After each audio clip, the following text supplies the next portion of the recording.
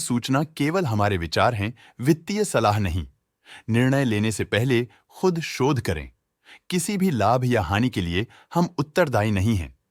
आज हम देख रहे हैं जीआरएम ओवरसीज लिमिटेड के 2024-25 Q3 की standalone financial performance. Starting with the sales, पिछले क्वार्टर से सेल्स में 63% का इंक्रीज हुआ है, मगर कंपनी ने पिछले साल के मुकाबले मार्जिनल सेल्स डिक्लाइन रिपोर्ट किया, around -31.5%। Expenses 65.5% quarter on quarter increase हो गए हैं, जो साल भर के -31.5% के डिक्लाइन के साथ अलाइन करता है। क्वार्टरली सेल्स के कंपैरिजन में एक्सपेंसेस इंक्रीज होना दिखाता है कंपनी ने एक्सपेंसेस मैनेज करने के लिए स्ट्रगल किया। कंपनी ने पूरी साल के दौरान चैलेंजेस का सामना किया। ऑपरेटिंग प्रॉफिट, जो पिछले साल के कंपैरिजन में -37.5% डाउन हुआ है, quarter on quarter around 18.5% increase हुआ है। Operating profit margin OPM annual basis पे -0.5% से डिक्रीज हुआ है और पिछले क्वार्टर के कंपैरिजन में -1.5% से डिक्रीज हुआ है। एक्सेप्शनल आइटम्स को ऐड करके अदर इनकम पिछले क्वार्टर के कंपैरिजन में 132.5% बढ़ गई, बावजूद इसकी ईयरली ग्रोथ 28% हुई है।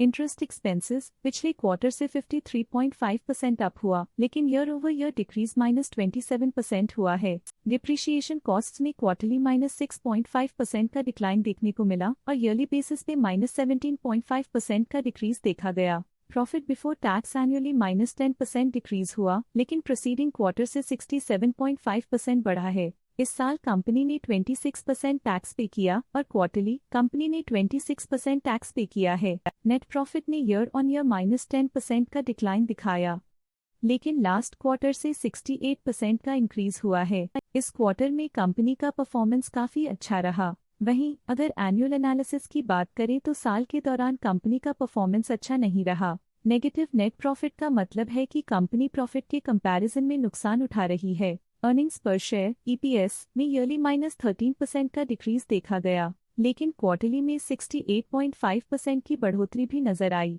इस क्वार्टर में कंपनी का EPS काफी अच्छा रहा। जीआरएम ओवरसीज लिमिटेड के फाइनेंशियल स्नैपशॉट को रिव्यू करते हुए कुछ मुख्य ट्रेंड्स सामने आए हैं जो कंपनी की परफॉर्मेंस पे रोशनी डालते हैं।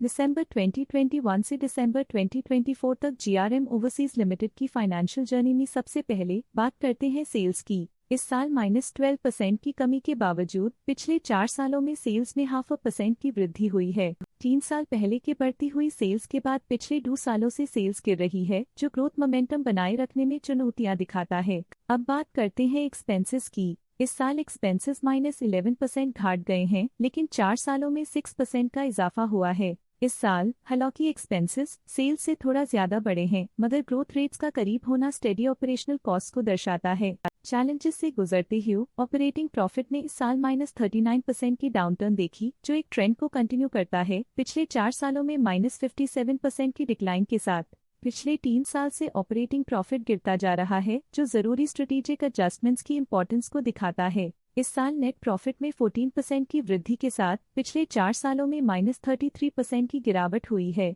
लगातार 2 सालों तक प्रॉफिट में कमी के बाद इस साल नेट प्रॉफिट में हुए इजाफ ने एक टर्नअराउंड का संकेत दिया है, जो स्ट्रेटेजिक रीअलाइनमेंट्स का असर हो सकता है। इस साल EPS में 12.5% की वृद्धि हुई, हालांकि पिछले 4 सालों में -91% की गिरावट देखी गई है। लगातार 2 साल की गिरावट के बाद इस साल EPS में वृद्धि प्रॉफिटेबिलिटी में रिकवरी के शुरुआती साइंस देती है। चलिए अब बात करते हैं शेयर होल्डिंग पैटर्न की। जीआरएम ओवरसीज की शेयर होल्डिंग रिपोर्ट्स कुछ इस प्रकार की हैं, जो दिसंबर 2024 के 31 तक चलता है। ये रिपोर्ट कंपनी के शेयर्स की डिटेल्ड जानकारी देता है, जिसमें promoters, promoter groups, foreign investors, public investors और सरकारी एंटिटीज शामिल हैं। पब्लिक द्वारा हेल्ड शेयर्स का परसेंटेज 27.23% से इंक्रीज होकर 2024 के दिसंबर में 27.29% तक का इंक्रीज से देखा गया। ये चेंजेस स्टेट है कि पब्लिक की इन्वेस्टमेंट कंपनी में क्वार्टर टू क्वार्टर इंक्रीज हुई है। जब कंपनी के शेयर्स का अधिकतम हिस्सा प्रमोटर्स, FII, DII या गवर्नमेंट के पास होता है, तब ये माना जाता है कि कंपनी मजबूत हाथों में है, जो स्थिरता और मजबूत समर्थन को दर्शाता है और इस मार्केट की स्थिरता बनी रहती है। फॉरेन इंस्टीट्यूशनल इन्वेस्टर्स की शेयर होल्डिंग में थोड़ा डिक्रीज आया 2024 के सितंबर से 2024 के दिसंबर में, जो दिखाता है कि फॉरेन इंस्टीट्यूशंस ने अपने स्टेक को क्वार्टर टू क्वार्टर -0.06 से डिक्रीज किया है, जिसे पता चलता है कि उन्होंने अपनी इन्वेस्टमेंट्स को पुल बैक किया है। ये था कंपनी का करंट शेयर होल्डिंग पैटर्न। आज के लिए फाइनेंशियल सेक्टर में इतना ही। देखने के लिए धन्यवाद। स्टॉक लेटेस्ट न्यूज अपडेट के लिए चैनल को सब्सक्राइब करें और वीडियो को लाइक एंड शेयर करें।